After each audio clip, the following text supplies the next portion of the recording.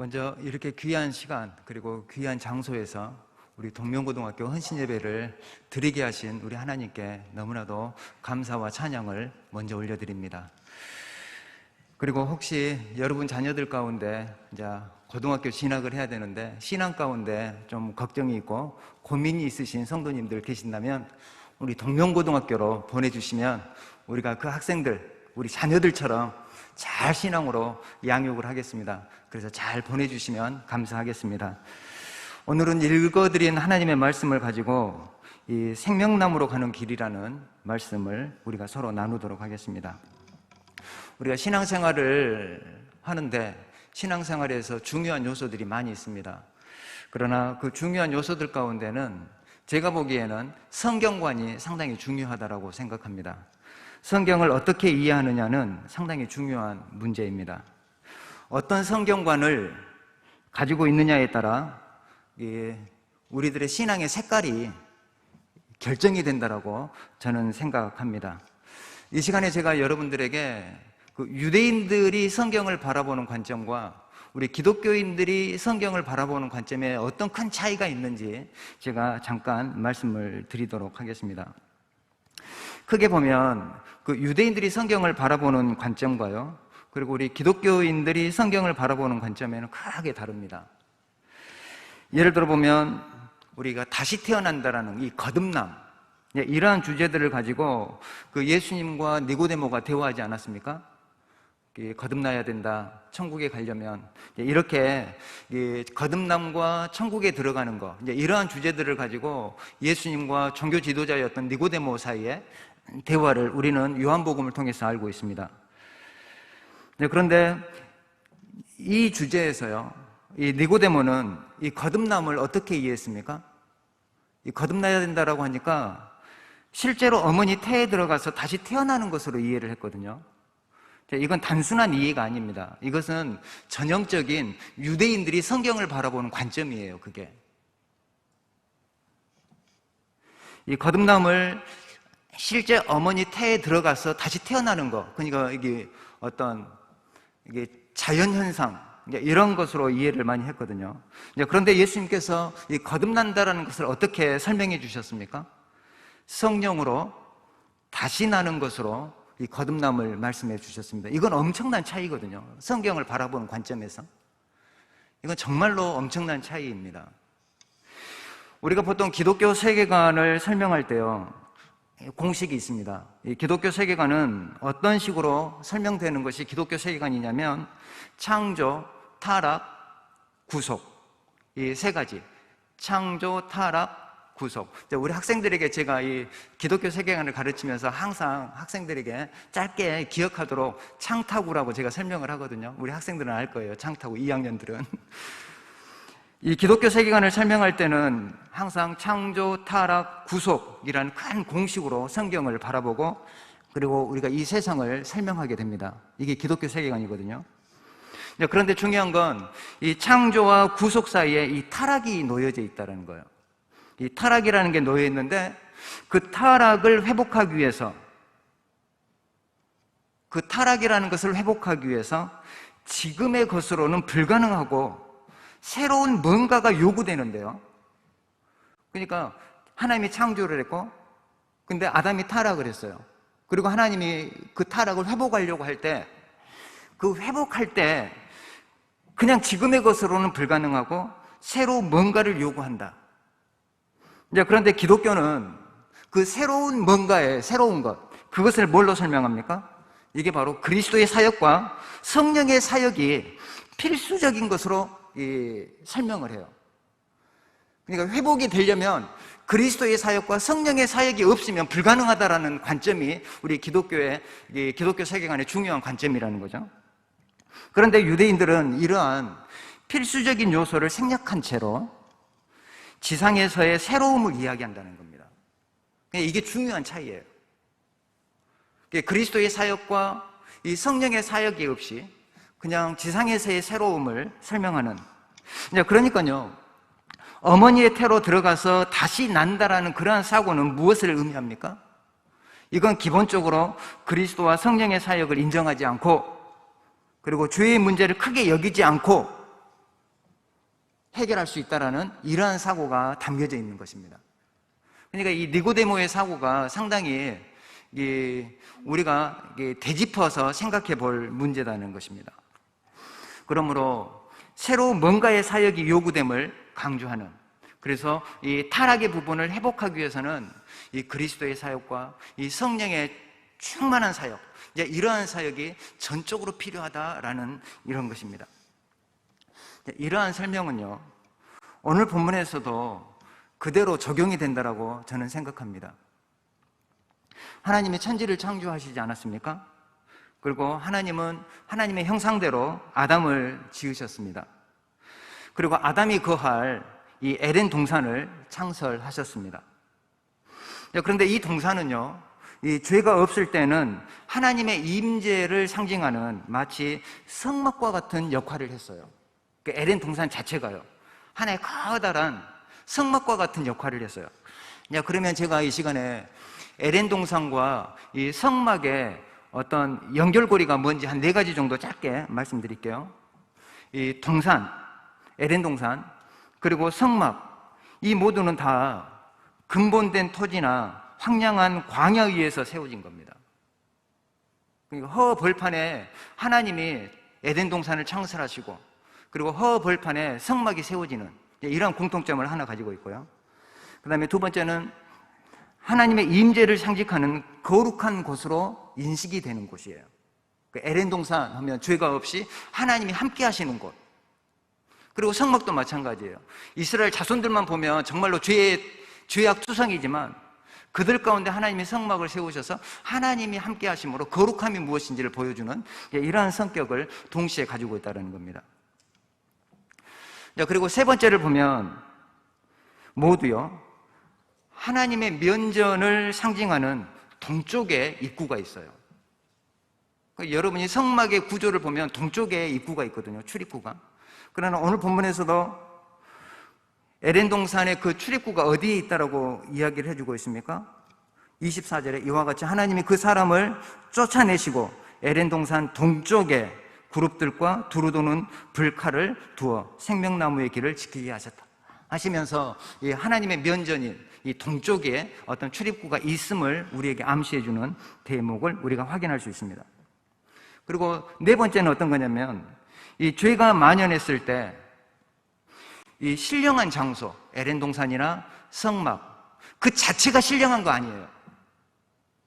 에덴 동산 자체가 신령한 게 아니고요, 그리고 성막 자체가 신령한 게 아니라 그 안에 죄가 없었을 때 에덴 동산과 성막이 신령한 장소가 되는 거예요. 그런데 죄가 범했을 때는 에덴 동산의 문이 닫혀버리고, 그리고 성막의 기능이 상실되는 이러한 경우들을 우리가 찾아볼 수 있습니다. 이처럼 에덴 동산과 성막은 아주 밀접한 연결고리가 있음을 우리가 볼 수가 있습니다. 그런데요, 아담이 타락하여서 그 동산에 쫓겨나게 되지 않습니까? 그리고 동산에 있는 생명나무의 길을 하나님이 칼을 들고 있는 그룹으로 하여금 지키게 만드셨다. 그리고 들어오지 못하도록 막으셨다라고 성경은 기록해 주고 있습니다. 이 생명나무로 가는 그 길, 생명나무로 가는 그 길을 우리가 천천히 생각해 보면은요, 그 길을 어떻게 이해하느냐, 이것은 앞에서 말씀드린 대로 성경과 관계가 있어요. 여러분들 가운데 어떤 분들은 니고데모식으로 이 생명나무의 길을 이해하시는 분이 분명히 있을 것입니다. 실제 그 길을 찾으려고 노력하는 분이 있을 거예요. 이건 성경관이에요. 성경을 어떻게 바라보느냐에 따라 이 성경을 해석하는 방법들이 틀리는 거거든요. 유대인 같으면요, 이 생명나무의 길을 찾아 나설지도 모르겠습니다. 막 찾아 헤맬지도 모르겠죠. 여러분, 혹시 진시황 아신가요? 진시황? 진시황이 이 불로초를 찾아 헤맸다라는 이야기 한 번쯤 다 들어보셨죠? 불로장생. 세상에 불로장생 할 수 있는 불로초가 어디에 있겠습니까? 왜 그 어리석은 그런 행위들을 이 진시황이 했을까요? 그런데요, 이 진시황이 이 불로초를 찾아다니는 그 행위 있죠? 이것은요, 초기 도교 사상이 그랬어요.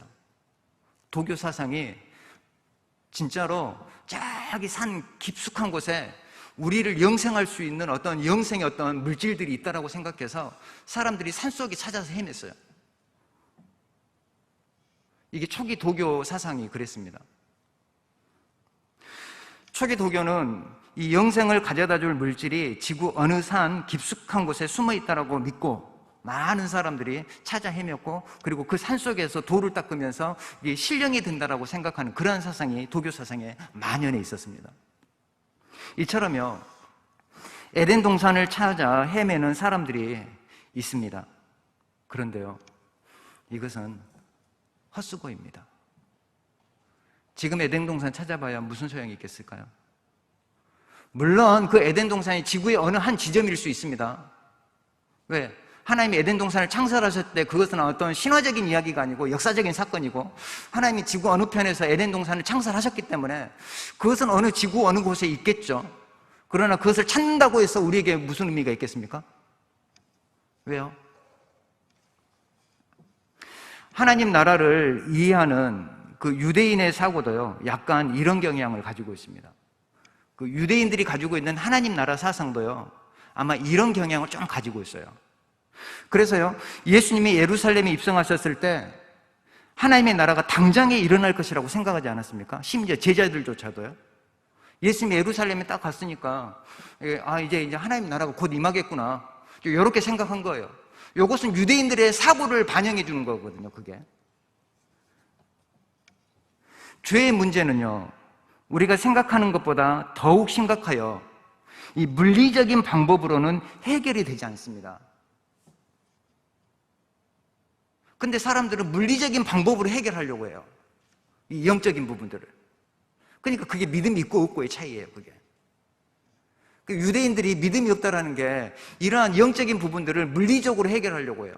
태에서 다시 태어나려고 생각한다거나, 에덴 동산에 그 길을 찾아 헤매려고 한다거나, 이런 식의 방법으로 우리가 영적인 것을 대처하려고 하니까 문제가 해결이 안 되는 겁니다. 그것이 그리스도의 십자가의 죽음과 성령의 사역이 전제될 때만 해결이 되는 겁니다.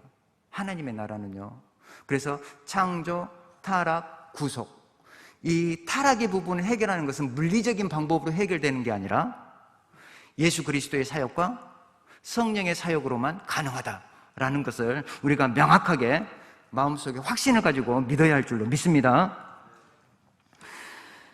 이것을 우리는 영적인 문제라고 말을 합니다. 이런 부분들을, 이 영적인 부분, 막 어떤 황홀경에 들어가가지고 영적인 체험을 해야 그게 영적인 게 아니라요, 영적인 깨달음을 가질 때 이게 우리를 강하게 만들어주는 겁니다. 진리를 정확하게 이해하고 있을 때 우리가 사람들 앞에서 담대하게 나갈 수 있는데, 우리가 사람 앞에 나가려 하는데 자기가 뭘 믿는지도 몰라요. 그럼 우리가 어떻게 담대할 수 있습니까? 자기가 무엇을 믿는지도 모르는데 우리가 사람 앞에서 우리의 믿음을 어떻게 고백할 수 있습니까? 그러니까 진리에 대한 깨달음이 얼마나 중요한지 모릅니다. 생명나무로 가는 그 길은 지구 어느 한 곳에 감춰진 길이 아니라요, 예수님께서 이미 선언해 주지 않았습니까?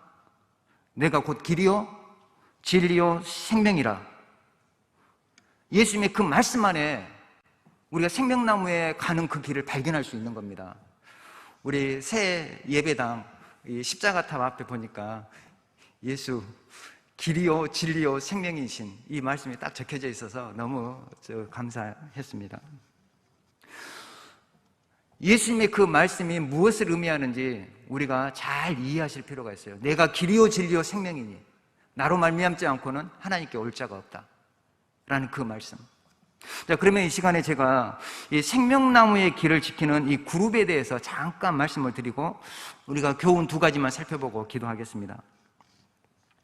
이 칼을 들고 있는 이 그룹, 이 구약성경에 이 그룹이라는 어떤 천사들이 많이 나오거든요. 이게 천사로 보통 인식이 되는데요, 유대인들은 성령에 대한 이해는 없고요, 그 대신에 천사들의 사역에 대한 인식이 이해가 상당히 강하거든요. 유대인들은 삼위일체 하나님을 믿지 않고, 그렇기 때문에 대신에 성령의 아래왔던 천사들의 사역을 중요하게 여기고 있습니다. 천사로 인식이 되고요, 그 다음에 에덴 동산을 지키는 역할을 하고 있습니다. 에덴 동산의 입구가 누가 이게 지키고 있다고요? 칼을 들고 있는 이 그룹들이 이게 지키고 있음을 보게 됩니다. 이와 유사한 것이요, 아까 말씀드린 대로 성막이 그래요. 성막. 여러분이 성막을 천천히 살펴보면요, 비슷한 게 많습니다. 성막들에서요, 성소로 들어가려면 먼저 손발을 씻어야 되잖아요. 물두멍에서 손발을 씻고 이제 성소에 들어가요. 그러면 성소에서 지성소로 가려면 휘장을 건너서 지나가야 되잖아요. 대제사장이. 근데 그 휘장이 어떤 휘장인지 아십니까? 그 휘장에 그룹들이 수놓아져 있는 휘장이에요. 그러니까 쉽게 말하면 그룹이 그 휘장을 딱 가리고 있는 거예요.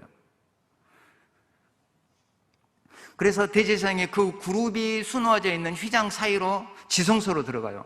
그리고 지성소 안에서도 증거계 위에 법계 시은소가 있잖아요. 시은소 위에 그룹이 두 개가 딱 놓여져 있어서 그 그룹 사이에서 하나님이 너희와 만나겠다라고 말씀하시는 우리가 말씀을 기억할 수 있습니다. 구약은 천사의 역할을 자주 언급하지만요, 신약은 이 천사의 역할보다는요, 성령의 사역으로 대처하는 것을 보게 됩니다. 성령 하나님께서 역사하셔요. 그래서 저는 여기에서, 자, 구약의 성도들은요, 물두멍에서 손발을 씻고 그 다음에 그룹 사이를 지나서 지성소로 들어가는 거거든요. 그러면 이것은 신약에서 어떻게 연결이 될까 한참 제가 고민을 해봤습니다. 그럴 때 예수님께서 이런 말씀에 순간 이렇게 제 가슴을 찼거든요. 물과 성령으로 거듭나지 아니하면 하나님 나라에 들어갈 수 없다. 그러니까 그룹이 에덴 동산에 들어가려면 유대인들 생각, 구약 성경은 그룹을 걸쳐서 지나가야 돼요. 그렇다고 한다면 우리가 하나님 나라를 들어가려면 무엇을 통해서 들어가야 될까? 바로 물과 성령으로 거듭나지 아니하면 하나님 나라에 들어갈 수 없다라고 말씀하는 것을 보게 됩니다. 자, 말씀을 좀 정리하려고 합니다. 두 가지 영적인 교훈을 제가 여러분들과 말씀을 나누기 원하는데요. 첫 번째는요, 성경은요, 제가 볼 때 그래요. 우리 머리로 푸는 것이 아니고요, 하나님의 은혜로 푸는 것이다라는 겁니다. 아무리 공부를 잘해도요, 성경을 잘 모르신 분들이 있어요, 봐보면. 이게 이성하고는 관계가 없어요. 성경은 하나님의 은혜예요. 하나님의 은혜에 충만히 하나님의 은혜를 받을 때 깨달음이 우리 안에 임한다라는 것을 여기 말씀을 드릴 수 있습니다. 이러한 영적인 눈들이 우리를 풍성하게 만들어줄 줄 믿습니다. 여러분, 인생을 살면서 즐거움이 많이 있습니다. 그러나 그 즐거움 가운데 가장 행복한 즐거움이 뭘까요?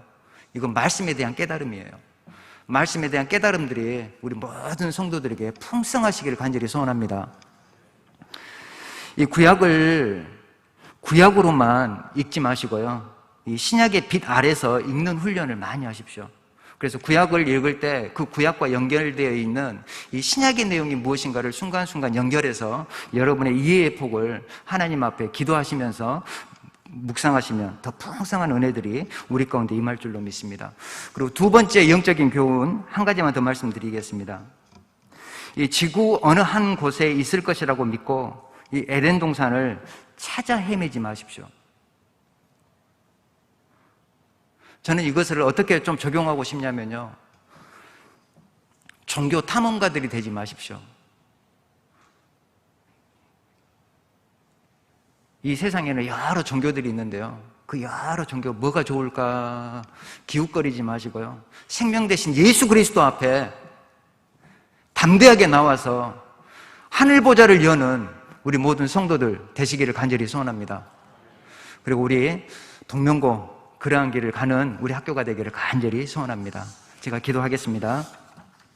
하나님 아버지, 이 시간에 참으로 이 하나님이 세우신 교회에서 우리 동명고등학교 헌신 예배를 드릴 수 있도록 인도하신 하나님 참으로 감사합니다. 우리 동명교회 모든 성도들 말씀에 풍성한 은혜가 넘쳐서 참으로 하늘의 신령한 복들을 받아 누리는 우리 모든 성도들 되도록 인도하여 주옵소서. 특별히 우리 동명고등학교를 위해서 늘 기도하시는 우리 모든 성도님들, 하나님께서 늘 강하게 붙들어 주시고 참으로 더 큰 것으로 하나님께서 채워 주시옵소서. 예수님의 이름으로 기도합니다. 아멘.